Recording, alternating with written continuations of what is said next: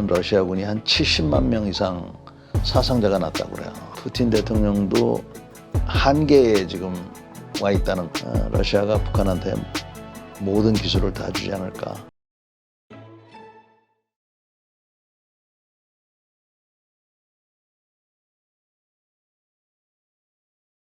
네, 오늘 모신 분은 전 육군 특수전 사령관이셨죠. 전인범 예비역 중장님 모셨습니다. 안녕하세요. 안녕하십니까. 자, 요즘 북한군 파병, 러시아의 파병 이 이슈 가지고 상당히 시끄러운데요. 지금 일단 뭐 여러 가지 설들이 있습니다만은 뭐 북한 특수부대가 갔다. 그 다음에 또 아니야. 그 총알바지로 뭐 10대 후반, 20대 초반 그 어린 친구들을 보냈다. 뭐 여러 가지 이야기들이 있는데 현재 시점 어떻게 우리가 이해를 해야 되나요? 우선 북한의 일반적인 병사가 아닌 뽑아서 즉 정예 병력이 간 것은 분명한 것 같습니다. 아, 정예병력. 네, 그래서 특수부대라고 하지만 우리가 생각하는 특수부대는 특수작전을 위주로 하는 이러한 부대를 주로 생각하는데 그러한 성격의 인원들도 분명히 포함이 돼 있겠지만 그것보다는 북한에 있는 일반적인 병사보다는 좀 더 체력도 좋고 사상무장도 돼 있고 나름대로 훈련이 돼 있는 그러한 정예 병력들이 가 있다고 보는 것이 가장 맞을 것 같습니다. 아, 진짜 말씀을 듣고 보니까 가장 중요한 사상이 중요하겠네요. 거기 가가지고 괜히 또 진짜 그 망명을 한다든지 아니면 이탈한다든지 했을 경우에는 또 망신이기도 하지만 또 그게 상당한 또 체제 위협이 될 수도 있는 거잖아요. 네. 아, 그렇군요. 근데 확실하게 정예 병력은 맞는 거죠. 특수전. 그렇죠. 그래서 북한의 일반적인 병사는 우리가 지금 알고 있기로도 영양실조로 인해서 좀 왜소하고 제대로 그 훈련도 못 받고 뭐 이런 것들이 일반적인 평이거든요. 그런 사람들보다는 말씀드린 대로 그런 그 체력적이나 또 사상적인 이런 면에서 그런 사람들을 선발해서 보냈을 거라고 봅니다. 근데 처음에 이런 의견들도 있었거든요. 정말 정예병력을 보낼까? 왜냐면 가면은 사상자가 생길 수 있고 그 전력 손실이 되잖아요. 네. 진짜 정예병력을 보낼 수 있을까? 이런 의심들도 있었는데 네. 북한이 정말로 정예병력을 보냈다면 어떤 의미가 있는 건가요?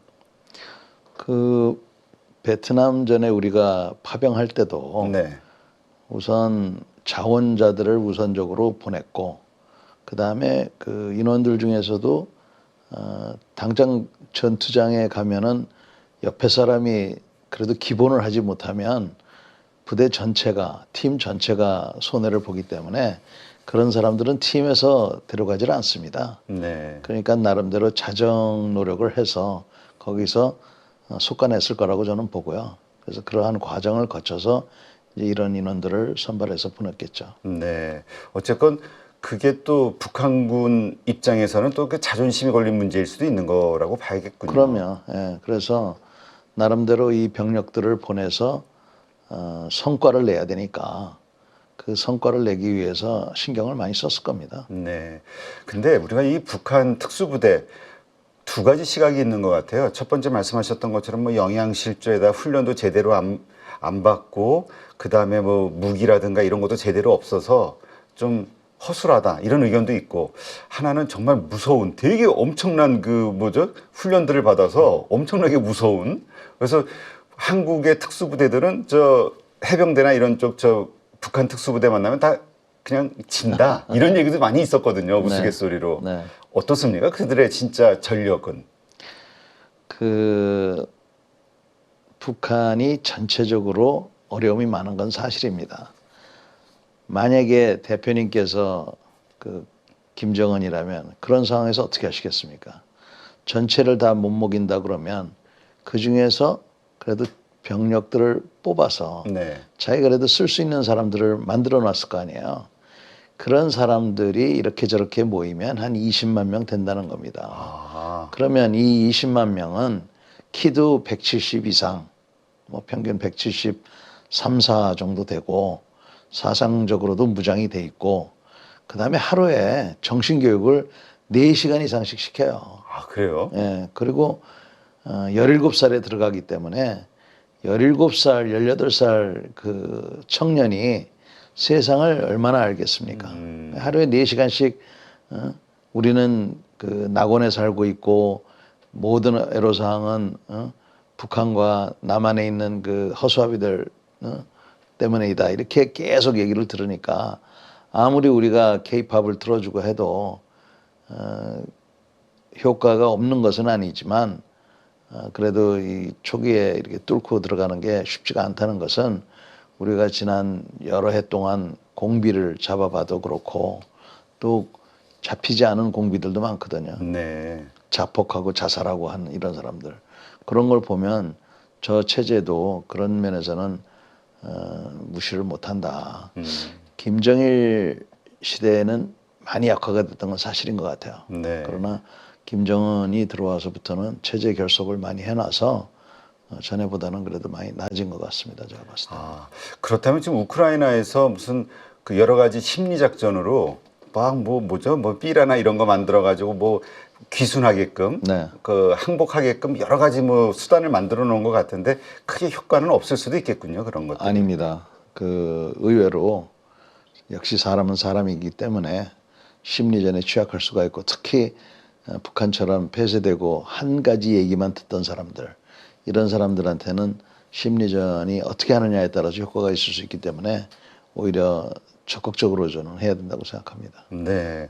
지금 뭐 안보리에서 미국 뭐 이런 그 뭐죠? 그 나라들 서방 국가들이 얘기하기는 북한군이 만약 가면은 시체 가방에 담겨서 갈 것이다. 막 이런 식의 막 그 강력한 말들을 이게 물론 북한에 대한 경고이기도 합니다만은 실질적으로 그렇게 대규모 살상 전투가 벌어질 수 있을까요? 그러면 그래서 북한의 사상자가 생길 것은 분명합니다. 제가 우크라이나에 있는 지인들하고도 얘기를 해봐도 아, 네. 북한군이 보이면 먼저 죽이겠다 지금 그러고 있거든요. 아, 그래서 먼저 죽이고 그다음에 그 포로도 제일 먼저 잡겠다 지금 이렇게 하고 있어요. 그렇기 때문에 최전선에 투입이 돼서 교전을 하게 된다면 우선 하여튼 그 우크라이나 군인들이 우선적인 목표로 삼을 테니까 왜 우선적으로 목표를 삼죠? 전 세계에 지금 북한이 참전하고 있다는 것을 분명하게 보일 수 있는 게 아, 증거를 잡기 위해서. 예, 그렇게 하는 거잖아요. 그래서 하여간 포로 잡는 거, 그 다음에 사살하는 거 우선순위를 둔다고 지금 하고 있어요. 그렇군요. 근데 지금 북한이 말씀하신 대로 그런 일들이 있게 되면은 여러 가지로 뭐 불확실한 리스크가 막 생길 것 같은데 체제에도 그렇고요. 그 국민들, 북한 주민들의 심리에도 그렇고. 근데 이렇게 파병을 결정한 이유는 어디에서 우리가 찾을 수 있을까요? 우선 일반적으로는 북한도 자식이 많지 않은데 방금 말씀하신 대로 시체 가방에 돌아오고 뭐 아마 화장을 해서 뼈가루가 그렇죠. 오겠죠. 그렇게 되고 하면은 주민들의 동요가 생기고 그다음에 총알바지로 갔다 뭐 이럴 거라고 그렇게 생각을 하는데 반대로 생각하면 네. 북한은 그 조국 해방 전쟁 즉 6.25 거기 참전한 사람들도 뭐 그냥 가슴에 훈장을 주렁주렁 달고 초등고등학교에 가가지고 자기가 미제하고 싸워서 뭐 했다는 둥 뭐 이거 계속 하는 걸 봤기 때문에 자기 자식이 죽더라도 예를 들면 지금 러시아에서는 어떻게 하냐면 보상을 아주 세게 해줍니다. 아, 네. 전사자들에게. 예, 그래서 그 러시아의 그 지금 푸틴이 하는 방식이 시골 청년이 한 달에 500불도 못 번대요. 네. 그런데 군대 들어가면 3,500불, 4,000불을 주고 그 청년이 죽거나 이렇게 되면은 몇만 불씩을 보상을 해주니까 죄송한 얘기지만 그 시골 부모가 덜 서운한 거죠. 그런 방식으로 보상을 한다든지 또 북한이 전통적으로 이런 선전에 아주 능숙하니까 그렇게 한다 그러면은 어느 정도 괜찮을 수도 있다. 그리고 김정은이가 그렇게 자신이 없는데 자기 그 병력들이 가서 죽을 거라는 건 모르겠어요. 네. 그런데도 그 보낸다? 그것도 한번 생각해 볼 문제인 것 같고요. 반대로 지금 말씀하신 대로 북한 사회에 동요가 생겼다. 네. 그래서 북한이 막 흔들리고 있다. 그런데 북한은 핵무기를 갖고 있지 않습니까? 그렇죠. 더 정확히 얘기해서 김정은이가 핵무기를 갖고 있는 거예요. 그러면 과연 그게 우리 그 한국에 좋을까요? 그래서 우리는 상당히 곤란한 입장에 있습니다. 북한이 망해도 곤란하고 저렇게 있는 것도 곤란하고 그래서 이거를 지혜롭게 좀 잘 극복해야 되는데 아무튼 이들이 지금 북한이 저 러시아 우크라이나 전선에 가 있는 것은 상당한 의미를 갖고 있다고 볼 수가 있습니다. 네. 지금 뭐 12,000명 이야기 나왔다가 또 막 8만 명, 10만 명 자꾸 뭐 숫자가 오락가락합니다. 지금 정확하게 현재 확인된 거는 어느 정도 수치인 거죠? 3천에서 10,000명 사이로 이렇게 보는데 네. 10만 명까지는 보내기가 쉽지 않을 거고요. 그 다음에 이제 설사 3,000명을 보냈다 하더라도 네. 이 3,000명이 1년, 2년, 3년씩 가 있을 수는 없잖아요. 네. 피해도 있을 거고. 그러니까 대충 우리가 옛날 경험으로 보면 한 6개월 로테이션을 시키든가 아, 아니면 1년 로테이션을 시킬 거예요. 그러면 로테이션을 시키기 위해서는 가 있는 사람, 갈 사람, 갔다 온 사람 이렇게 세 개의 부류로 봐야 되기 때문에 3,000명만 파병한다 하더라도 한 10,000명이 필요하고 10,000명을 파병한다 하더라도 3만 명 정도가 필요하기 때문에 그 인원들이 이제 그렇게 해당되겠죠. 네, 그렇군요. 이 일각에서는 북한군이 그렇게 해서 전투의 실전 경험을 쌓게 되면은 너무 좀 무서워지는 거 아니냐, 강해지는 거 아니냐, 실전 능력이 뭐 지휘관들도 그렇고요. 이런 시각들도 있던데 가서 독자적인 작전을 하는 건 아니잖아요. 지금 보면은 러시아 군복을 입고 있기 때문에 이들이 법적인 지위가 어떻게 될지는 한번 봐야 됩니다. 네. 그러니까 법적인 지위라는 게 전투원이 있고 비전투원이 있고 민간인이 있고 용병이 있고 또 여러 가지 뭐 이렇게 있는데 엊그저께 미 국방장관은 용병이라는 표현을 썼습니다. 그래서 이들이 이제 러시아에 가서 그 용병으로서 역할을 하게 되는데 그때 용병이라 그러면 뭐 개별적으로 이렇게 활용이 될 수가 있고, 그러니까 러시아군에 피해가 있는데 거기에 그 소위 말해서 보충 요원으로 들어갈 수 있는데 언어가 안 되기 때문에 그건 안 될 거고요. 그러면 언어 장벽이나 여러 가지 그 문화적인 문제 때문에 이 단위 부대로 아마 쓸 거예요. 네. 소대나 중대나 뭐 이런 식으로. 그래서 그렇게 활용이 될 확률이 높다 이렇게 봐야 될 겁니다. 지금 그렇다면 이들이 사용하는 뭐 여러 가지 그 용품들이 있을 거 아닙니까? 네. 무기도 시스템들도 네. 그렇고 북한에서 가져가는 겁니까? 아니면 러시아가 현지에서 그냥 자기네들 것을 이렇게 조달을 해주는 건가요? 지금 보니까 군복도 그렇고 대부분은 러시아에서 조달을 해서 주는 것 같아요. 그거는 아마도 증거를 최소화하기 위해서 그러지 않을까. 예를 들어서 여기서 쓰는 그 무기를 가져가면은 분명히 이제 북한이고 사실은 이 북한군이 가면은 우크라이나에 선전포고도 하고 뭐 그래야 그 전쟁 지휘를 얻거든요. 그렇죠. 그렇지 않고 지금 러시아군의 일부로 지금 싸우니까 뭐 군복 그다음에 뭐 모든 것을 그 러시아군으로 장비를 해주지 않을까 이렇게 봅니다. 무기는 어떤가요? 그 아무래도 자기들 손에 익은 무기가 있을 것이고, 근데 또 무기를 따지면은 왜 하나의 그 부대는 여러 가지 그 뭐라 그럴까요? 그 복합적인 작전을 수행할 수 있는 그 기능을 가진 부대들이 이렇게 뭉치잖아요. 네. 보병만 있을 수 있는 건 아니니까. 네. 지금 그 북한군 파병군의 그 형성이 어떻게 돼 있는지 혹시 지금 나와 있는 게 있나요? 공교롭게도 그 규모가 어떻게 되든 간에 기본 소화기나 그 기본 장비들이 이 공산권들이 비슷해서 큰 문제가 없을 겁니다.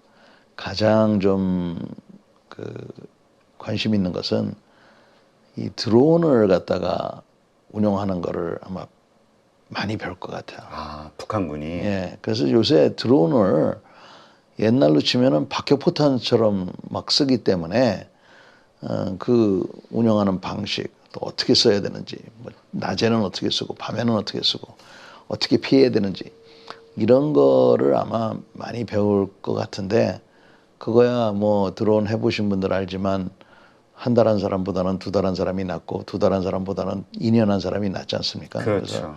그런 훈련들을 받고 그런 경험들을 얻는 것이 아마 굉장히 도움이 될 거예요. 그렇군요. 근데 그 러시아가 이렇게 북한군 파병을 요청을 하고 이건 뭐 아마 많은 이야기들이 있었겠죠. 반대급부로 주는 것도 있을 거고. 일단 러시아는 왜 북한군에게 이런 파병을 요청을 했을까? 김정은에게.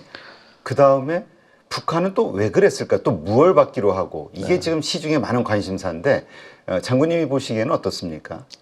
지금 이 전쟁이 2년 넘게 진행이 되고 있는데 일부 판단에서는 러시아군이 한 70만 명 이상 사상자가 났다고 그래요. 아, 엄청나네요. 네, 그래서 이제는 푸틴 대통령도 한계에 지금 와 있다는 겁니다. 그래서 추가 동원을 해야 되는데 추가 동원을 하면은 이제 그 시골 청년들이 아니라 도시 청년들까지 대학생들까지 지금 동원을 해야 되는 거예요. 네. 그렇게 되면 전쟁에 대한 전반적인 지지가 하락할 수밖에 없어요.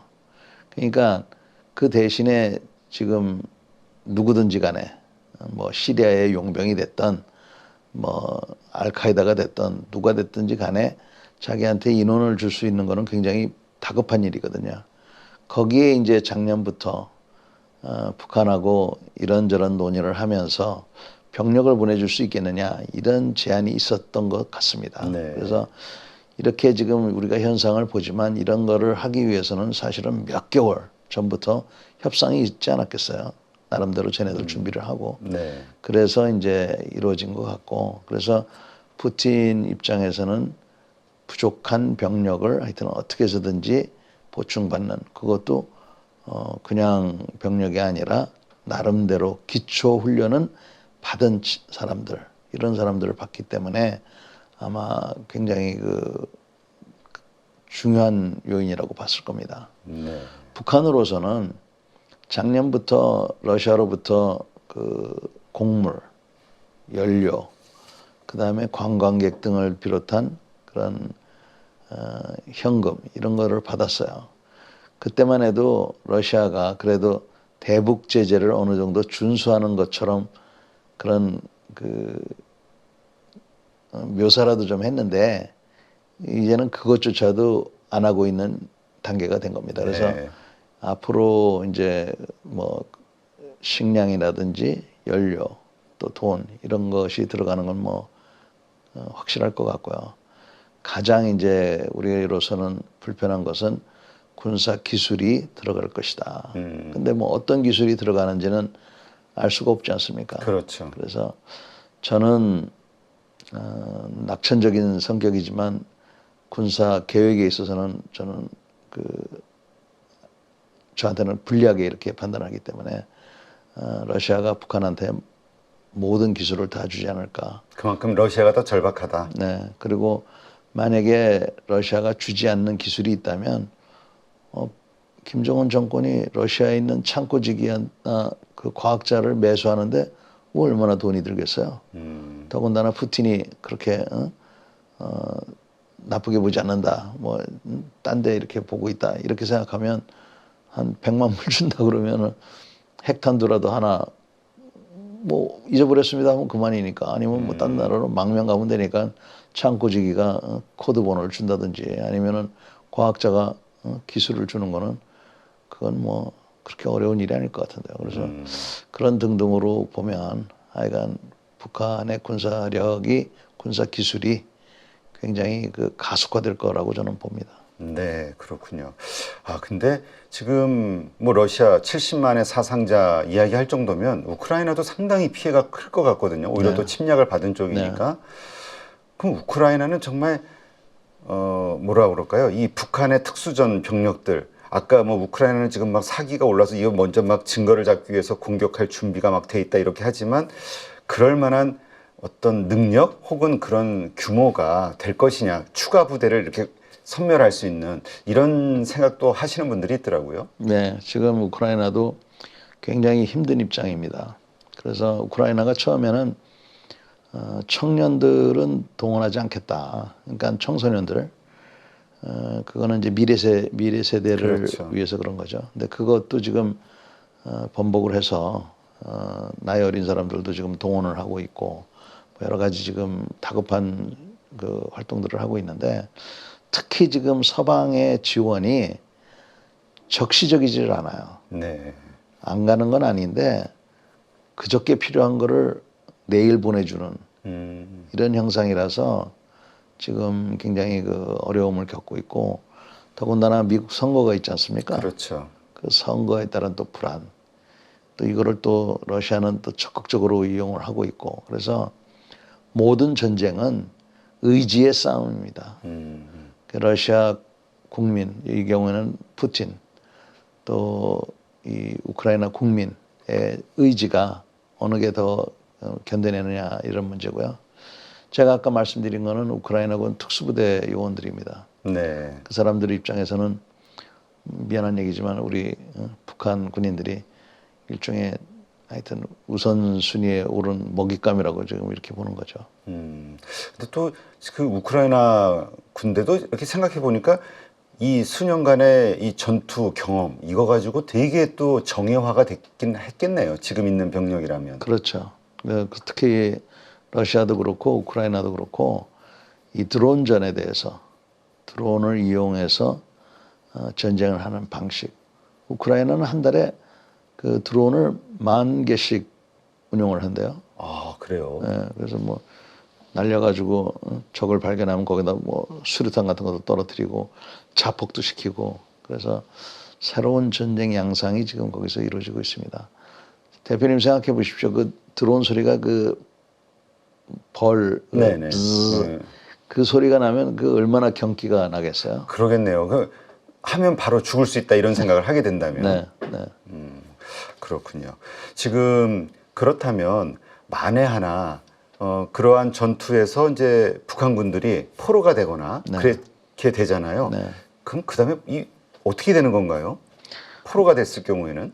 우선 법적으로는 제네바 협정에 의해서 포로로서의 권리와 대우가 있습니다. 그래서 아까 말씀드린 이들의 법적 지위가 중요한데 러시아군 편에서 뭐 용병이 됐든지 간에 군인으로서 이제 참전을 하게 되면 일단은 그 포로로서 있는 거고 나중에 교환이 되든가 아니면 본인 희망에 따라서 제3국으로 가든지 뭐 여러 가지가 있을 수 있죠.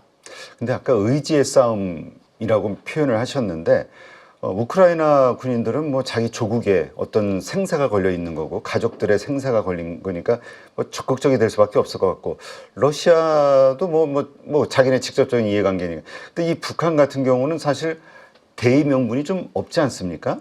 그렇다면 의지가 막 내 생명을 막 하면서 이 바치면서까지 이걸 싸워야 되나 이런 회의감 같은 게 들지는 않을까요? 그러니까 아마 보낼 때 그 정신교육을 잘 시켰을 거예요. 그리고 북한군이 한 달에 1달러 정도 받거든요. 아, 그래요? 네, 1달러도 아마 안 받을 거예요. 근데 2,000불을 주든 3,000불을 주면 그 중에서 90%를 국가가 가져간다고 하더라도 한 200불만 받아도 그렇죠. 그래서 그것도 굉장한 인센티브입니다. 그리고 젊은 사람들 중에서는 맨날 훈련 같지도 않은 훈련 받고 북한은 10년씩 근무하잖아요. 네네. 그렇게 하는 것보다 전장터에 가서 한번 멋지게 하고 영웅 돼서 돌아오겠다 이런 생각도 하지 않겠습니까? 아, 하긴 우리가 월남전 때 그 우리 저 베트남 전쟁 때 파병 그때를 돌이켜 보면은 우리도 그때 막 여러 가지로 그 군인 용사들 막 이렇게 북돋워주는 그러한 사회적 분위기가 있었죠. 네. 근데 이제 그런 생각으로 가는데 자기 동료가 그 머리가 날아가는 걸 보면 생각이 많이 달라지고 그 다음에 그 우크라이나 그쪽 그 기후가 네. 덥고 짜증나고 그 습도. 평지라서 숨을 데도 별로 없고 겨울엔 춥고 진흙 버리고 그럴 때는 이제 사기가 많이 떨어지는 거죠. 네. 일단 한번 어떤 교전이 시작이 되고 나면 그 다음부터 우리가 좀 본격적으로 어떻게 될 것인가 이렇게 좀 예상해 볼 수가 있겠네요. 그렇죠. 네. 참 이게 안타까운 일인데요. 그게 참 그렇습니다. 네.